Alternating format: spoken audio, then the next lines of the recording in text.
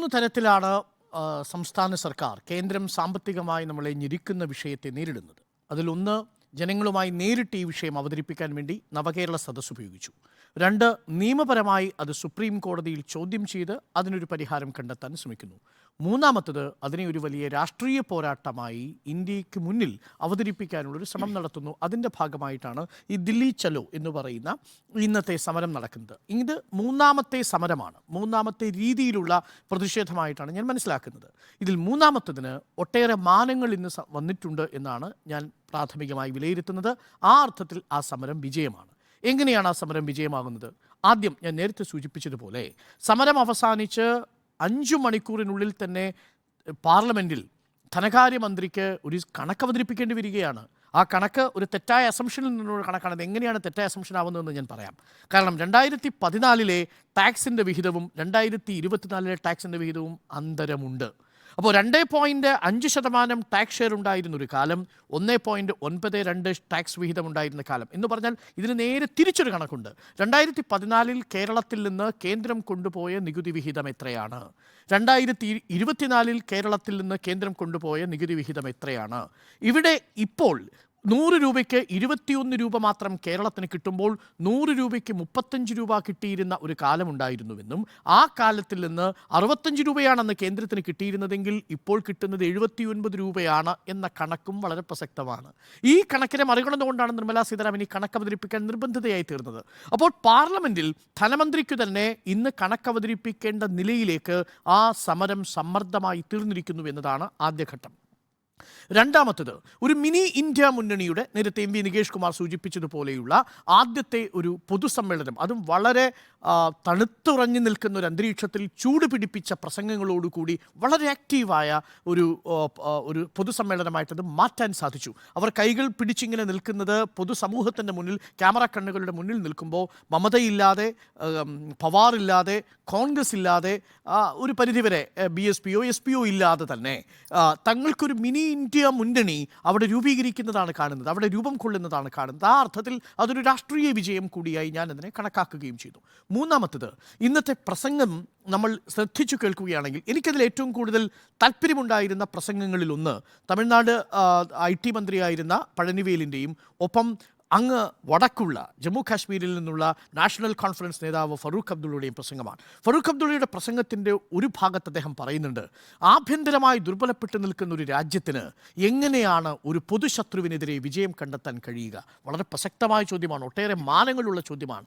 എന്താണ് ഇന്ത്യയുടെ കരുത്ത് എന്നതിനെ വളരെ ഫിലോസഫിക്കലായി വരച്ചിടുകയായിരുന്നു നാഷണൽ കോൺഫറൻസ് നേതാവ് ഫറൂഖ് അബ്ദുള്ള. അദ്ദേഹം പറയുന്നു, നിങ്ങളുടെ ഒരു ശരീരത്തിലെ അവയവങ്ങൾ ദുർബലമാകുന്നത് പോലെയാണ് ഇന്ത്യ യൂണിയനിൽ സംസ്ഥാനങ്ങൾ ദുർബലമാകുമ്പോൾ ആ ശരീരത്തിന് സംഭവിക്കുന്ന ശക്തിക്ഷയം. അതിനെക്കുറിച്ചാണ് അദ്ദേഹം പറയുന്നത്. അത് ഒരു ഓർഗനാണ്, അതിനെ പല രീതിയിൽ പല തരത്തിലാണ് നിങ്ങൾ ദുർബലപ്പെടുത്താൻ ശ്രമിക്കുന്നത്. അങ്ങനെ ദുർബലപ്പെടുത്തുമ്പോൾ സംഭവിക്കുന്നത് ഞങ്ങൾ ഇന്ത്യക്ക് പുറത്തു ജീവിക്കുന്നവർ എന്ന പ്രതീതി ഉണ്ടാവുന്നു. ഞങ്ങൾ ഇന്ത്യക്കുള്ളിലുള്ളവരല്ലേ എന്ന് ചോദിക്കുന്നത് ഫറൂഖ് അബ്ദുള്ളയാണ്. എന്നിട്ട് ഏറ്റവും ഒടുവിൽ ഫറൂഖ് അബ്ദുള്ള ആ പ്രസംഗം അവസാനിപ്പിക്കുമ്പോൾ നൽകുന്ന ആഹ്വാനം, അത് വരാൻ പോകുന്ന ഈ മിനി ഇന്ത്യ മുന്നണി, യുണൈറ്റ് മാത്രവുമല്ല ലക്ഷ്യം നിറവേറുന്നതുവരെ ഒരുമിച്ചു നിൽക്കണമെന്ന ആഹ്വാനവുമായിട്ടാണ് ഫറൂഖ് അബ്ദുള്ള പോകുന്നത്. അങ്ങ് വടക്ക് കാശ്മീരിൽ നിന്നുള്ള ഫറൂഖ് അബ്ദുള്ളയും ഇങ്ങ് തെക്ക് പഴനിവേൽ എന്ന കറുപ്പണിഞ്ഞെത്തിയ DMKയുടെ പ്രതിനിധിയും ഒരുമിച്ച് ചേരുമ്പോൾ അതൊരു വലിയ രാഷ്ട്രീയ വിജയം കൂടിയായി മാറുന്നു എന്നതാണ്. നാലാമത്തെ ഒരു പ്രധാനപ്പെട്ട കാര്യം, പിണറായി വിജയൻ ഇന്ന് കൃത്യമായ കണക്ക് ഉപയോഗിച്ചുകൊണ്ട് തന്നെ എങ്ങനെയാണ് കേരളം ആ വിവേചനം നേരിടുന്നത് എന്നതിനെക്കുറിച്ച് വിവരിക്കുമ്പോൾ അദ്ദേഹം പറയുന്നുണ്ട്, നമ്മളുടെ നേട്ടങ്ങളെ പീനലൈസ് ചെയ്യാൻ വേണ്ടി ഫെഡറലിസത്തിനെ നിങ്ങൾ ഉപയോഗിക്കുകയാണ്, അത് ഭരണഘടനയെ ദുർബലപ്പെടുത്തും, ആ ഭരണഘടനയുടെ ഫിസ്ക്കൽ ഫെഡറലിസം എന്ന ആശയത്തെ ദുർബലപ്പെടുത്തുമെന്ന് പറയുന്നത് കണക്കുകൾ ഉദ്ധരിച്ചുകൊണ്ടുകൂടിയാണ്. അതിലൊരു കണക്കാണ് അദ്ദേഹം പറയുന്നതും നമ്മൾ മനസ്സിലാക്കേണ്ടതുമായ കണക്ക്. ഇന്നിപ്പോൾ അല്പസമയം മുമ്പ് എൻ്റെ ചർച്ചയിൽ ധനമന്ത്രി തോമസ് ഐസക് അക്കാര്യം വിശദീകരിച്ചു. മുൻ ധനമന്ത്രി ഈ 57,000 കോടി രൂപ കേരളത്തിന് അവകാശപ്പെട്ടതാണ്, അത് വെട്ടിക്കുറച്ചു എന്നൊരു ആക്ഷേപം തോമസ് ഐസക്കിനില്ല. അദ്ദേഹം പറയുന്നത് കഴിഞ്ഞ തവണത്തെ അപേക്ഷിച്ച് ഇത്തവണ 57,000 കോടി രൂപയുടെ കുറവ് സംഭവിച്ചിട്ടുണ്ട്. അത് കേന്ദ്രത്തിൻ്റെ പോളിസിയിൽ വന്ന മാറ്റം കൊണ്ടാണ്. അതിൽ ഏറ്റവും പ്രധാനപ്പെട്ടതായി ചൂണ്ടിക്കാട്ടുന്നതും ഇപ്പോൾ കോടതിയിലിരിക്കുന്നതുമായ വിഷയം വായ്പാ പരിധിക്കുള്ളിൽ പെൻഷൻ കമ്പനിയെയും കിഫ്ബിയും ഉൾപ്പെടുത്തിയതാണ്. ഇത് കേന്ദ്രത്തിനൊരു നിയമവും സംസ്ഥാനത്തിനൊരു നിയമവും എന്ന നിലയിലേക്ക് മാറുന്നു. ആ കണക്ക് വളരെ പ്രസക്തമായ ഒരു കണക്കാണ്. എന്തുകൊണ്ടാണ് കേന്ദ്രത്തിന് FRBM ആക്ട് പ്രകാരം ഒരു നിയമം ഉണ്ടാവുന്നത്? ഒരേ നിയമമാണ് കേന്ദ്രത്തിനും കേരളത്തിനും. അപ്പോൾ 57% കടമുള്ള കേന്ദ്രത്തിന് കടമെടുക്കാം, 37% മാത്രം കടമുള്ള കേരളത്തിന് ആ വായ്പാ പരിധിയിൽ ഒരു കുറവ് വേണമെന്ന് നിഷ്കർഷിക്കുന്നു. അത് ഇരട്ടത്താപ്പാണ് എന്നുള്ളതും ആ കണക്ക് കൂടി പറയുന്നു. അങ്ങനെ നമുക്ക് നഷ്ടപ്പെടാൻ പോകുന്നത് ഏകദേശം 1,07,513 കോടി രൂപയാണ് ഇക്കഴിഞ്ഞ 2016 വരെയുള്ള കാലഘട്ടം എടുത്തു നോക്കിയാൽ എന്നുള്ളതും മുഖ്യമന്ത്രി പറയുന്നത്. ഇങ്ങനെ 4 കാരണങ്ങളാൽ ആ ലക്ഷ്യം സമൂഹത്തിന് മുന്നിൽ അവതരിപ്പിക്കാൻ എന്തായാലും ഈ സമരത്തിന് സാധിച്ചിട്ടുണ്ട്.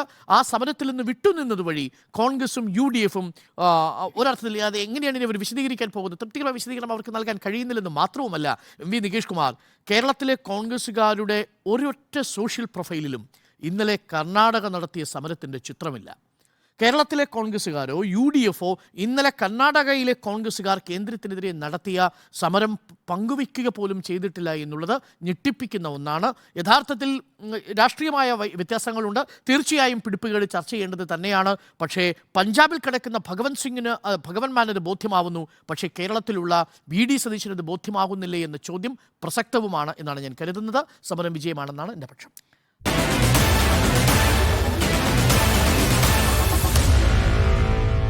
Meet the editors.